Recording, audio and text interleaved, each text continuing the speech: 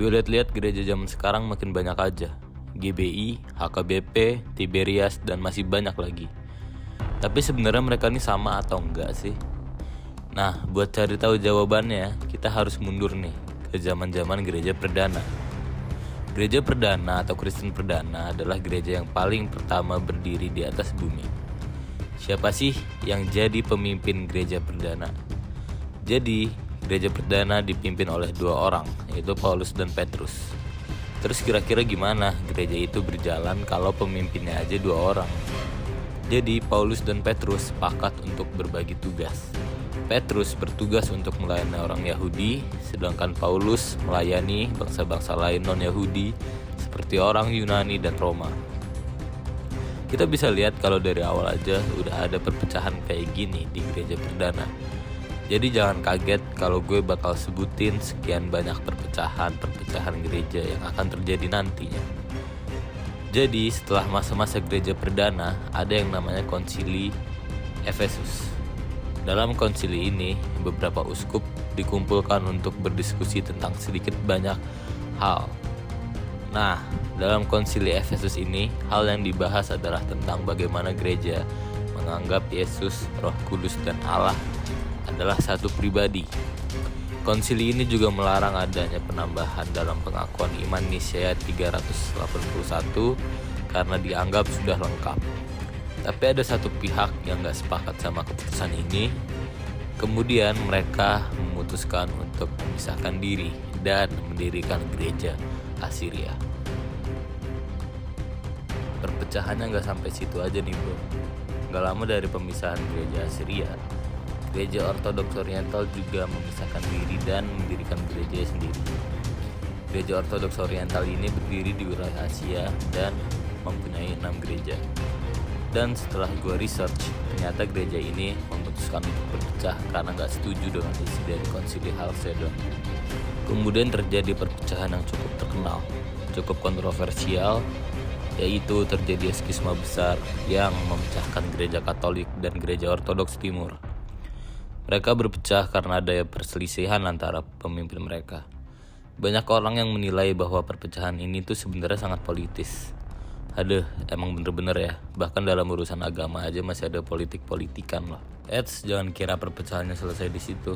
Ternyata masih banyak gereja yang memutuskan untuk berpisah dari Katolik. Sebut aja Anglikanisme, Protestanisme, Anabaptisme. Hafalin ya bro nama-namanya, karena di akhir video nanti gue juga akan bedah gereja tersebut satu-satu. Jadi gereja-gereja tersebut memutuskan untuk memisahkan diri karena menganggap Katolik pada saat itu memiliki prinsip yang kurang sejalan dengan ajaran Alkitab. Mulai dari penjualan surat penebusan dosa, pajak yang membuat masyarakat susah, bahkan korupsi besar-besaran yang dilakukan oleh petinggi gereja saat itu. Itu masih sedikit dari banyak banget penyimpangan yang dilakukan oleh gereja Katolik pada saat itu. Hal ini bikin Luther Martin gerah dan memutuskan untuk melakukan reformasi gereja dengan cara menulis 95 tesis yang dipaku ke tembok gereja Kassel Wittenberg. Reformasi itu berakibat pada lahirnya gereja Protestan.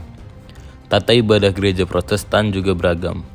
Ada yang pakai ritual suku, ada yang udah modern, pokoknya macam-macam deh.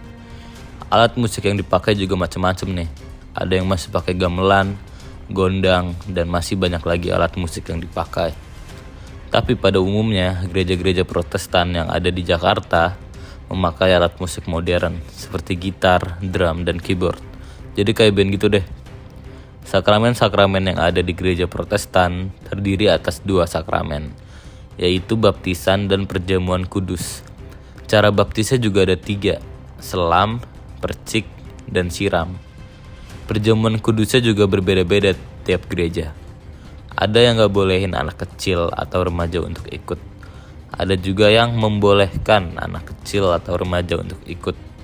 Protestan memungkinkan pendeta untuk menikah, dan banyak melibatkan perempuan dalam posisi-posisi penting di gereja. Ternyata masih ada lagi pecahan dari gereja Protestan. Restorasionisme. Restorasionisme tidak berdiri di bawah Katolik, Protestan, maupun aliran yang lain. Restorasionisme memprotes ajaran-ajaran Protestan dan mereformasi ajaran-ajaran mereka. Banyak orang menganggap bahwa ajaran restorasionisme ini menyimpang. Contoh-contoh gereja restorasionisme adalah Saksi Yehova dan Konvensi Kristen. Kemudian gue akan bahas Anabaptisme. Pada dasarnya, Anabaptisme menolak baptisan anak karena menganggap bahwa baptisan itu harus dilaksanakan dengan kesadaran penuh dari orang tersebut.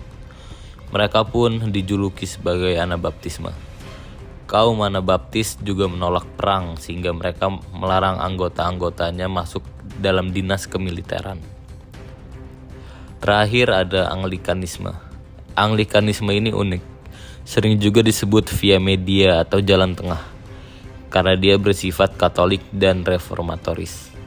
Gereja ini sering dianggap seperti Katolik tanpa paus dan Kristen tanpa tokoh-tokoh penting seperti Martin Luther dan lain-lain. Banyak banget perpecahan gereja yang terjadi dari masa ke masa. Tapi perpecahan itu buruk atau baik sih sebenarnya. Jadi sebenarnya Alkitab sudah menubuatkan bahwa gereja akan terpecah-pecah. Tuhan ingin menguji siapa di antara kita yang paling kuat imannya. Seperti yang ditulis pada 1 Korintus 11 ayat 18-19.